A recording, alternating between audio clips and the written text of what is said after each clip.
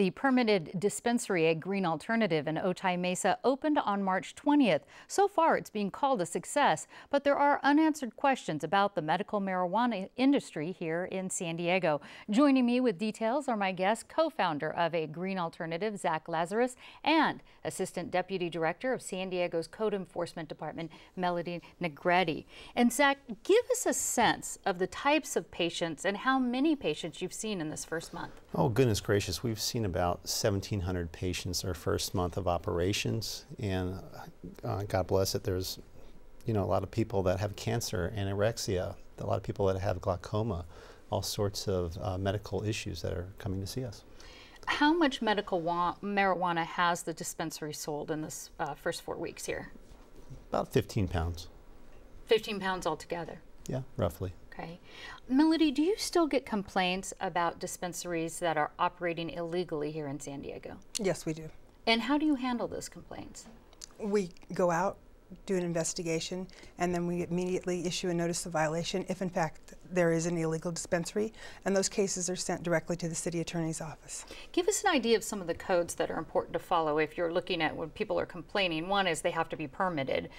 Are there other things as far as the location and things that you have to enforce as far as when it comes to medical marijuana dispensaries? When we initially go out, the permit is the main issue that we're looking for. If you do not have the permit, then you cannot be there, period.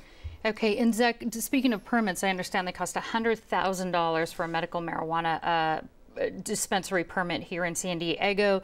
There's 28 in the pipeline. There's 4 that have been approved. How do you expect these new dispensaries to influence your business? I don't believe they're really going to influence our business because we're really here as a non-for-profit outreach to serve the community. We're going to be giving back to the tax bases of this community and create jobs. We've already created 15 jobs. We have a lot of great things going for us. Where does Green Alternative get its medical marijuana from? From our patient collective, from our growers. So, and where are those growers? Are they local or are they imported? How does that work? Some of them are local and some of them are from up north. And I wanted to ask you, Melody, as far as the codes, you check the permits. So how long is the process as far as getting a permit if one wants to apply and go through that? Can you tell us about that? The actual discretionary permit process depends on the applicant, how they get their plans in, if there's corrections to be made, how quickly they get them back in.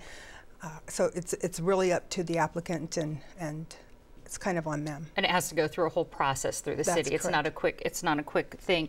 I understand, Zach, that Green Alternative tests its cannabis products.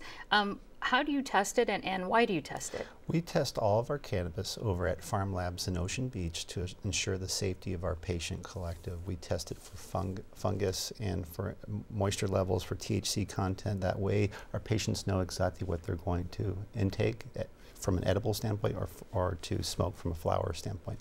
Now, this is a legal dispensary. If you could just briefly, what do you require when a patient comes in order to make sure that everything's all going by the books? Well, that's a great question. They have to be a California resident, for one. They have to be a patient, meaning that they have to have a recommendation from a doctor. And then they also have to sign a cooperative agreement. And the cooperative agreement says, is there a particular thing it says as far as you being able to that they're a medical patient, pretty much. I see. Yeah. I see. All right. Well, I'm sure you'll keep us posted. Zach Lazarus and Melody Negretti, thank you so much. Thank you.